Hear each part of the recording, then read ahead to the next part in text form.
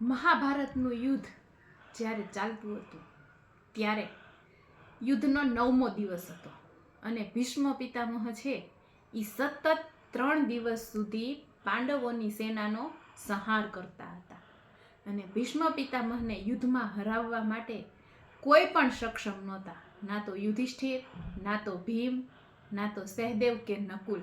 પરંતુ ભીષ્મ પિતામહને જો કોઈ હરાવી શકે ને તો તે માત્ર અર્જુન હતો. પરંતુ અર્જુન પણ સંપૂર્ણપણે ભીષ્મ પિતામહને હરાવી શકે ને એટલો સક્ષમ નહોતો અને 3 દિવસથી સતત પાંડવોની સેનાનો સંહાર કરતા ભીષ્મ પિતામહને જોઈને કૃષ્ણ ભગવાનને ગુસ્સો આવી જાય છે. કૃષ્ણ ભગવાન જ્યારે મહાભારતના યુદ્ધમાં સામેલ થયા ત્યારે તેમણે નિર્ણય કર્યો હતો, એક પ્રતિજ્ઞા લીધી હતી કે હું માત્ર અર્જુનનો સારથી બનીશ, ક્યારેય પણ આ યુદ્ધમાં શસ્ત્ર નહીં ઉપાડું.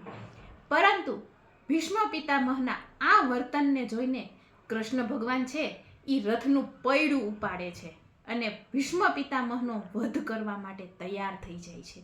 ત્યારે ભીષ્મ પિતામહ છે ને એ કૃષ્ણ ભગવાનના ચરણે આવે છે અને કૃષ્ણ ભગવાનને કહે છે કે હે વાસુદેવ, મેં ક્યારેય અધર્મ નથી કર્યો. ત્યારે વાસુદેવ એને જવાબ આપે છે કે આ તમારી મોટી ભૂલ છે ગંગાપુત્ર. તમે તમારી પ્રતિજ્ઞા લીધી ને એ જ મોટો અધર્મ હતો. તમે તમારી પ્રતિજ્ઞાને પાળવા માટે સમાજ પ્રત્યે ક્યારેય તમારી ફરજ તમે પૂરી નથી કરી. હસ્તિનાપુરનું રાજ્ય ન સંભાળવાની તમારી પ્રતિજ્ઞા હતું.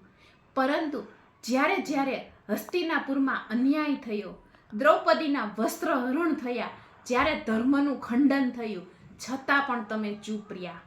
તમે માત્ર રાજ્ય ન સંભાળવાનો નિર્ણય લીધો હતો, પરંતુ અન્યાયની સામે શસ્ત્ર ઉઠાવવાનો નિર્ણય નહોતો લીધો અને આ તમારી મોટામાં મોટી ભૂલ છે. સમાજની સાથે પરિવર્તન લાવવું ને એ મનુષ્યનો મોટામાં મોટો ધર્મ છે. મનુષ્યના હિત માટે, મનુષ્યના કલ્યાણ માટે, આ સૃષ્ટિના કલ્યાણ માટે ઋતુ પણ વારે વારે પોતાનામાં પરિવર્તન લાવે છે. પરંતુ આપણે તો સામાન્ય મનુષ્ય છીએ. પરિવર્તન છે ને એ જ જીવનનો નિયમ છે. મનુષ્યએ હંમેશા પોતાના જીવનમાં સમાજની સાથે સાથે પરિવર્તન લાવવું જોઈએ.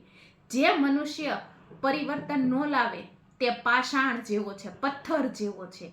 જે મનુષ્ય પોતાના જીવનમાં પરિવર્તન ન લાવી પોતાનું જીવન રોકી દે ને તે સ્મશાન મનુષ્ય છે.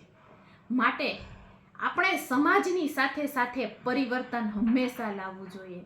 મોબાઈલ જેમ અપડેટ થાય છે ને તેમ આપણે આપણા જીવનમાં હંમેશા અપડેટ થતું રહેવું જોઈએ. જો આપણે અપડેટ ન થયા ને તો આ સમાજ આપણને આઉટગો કરી દેશે. પરિવર્તન એ જ સમાજનો નિયમ છે.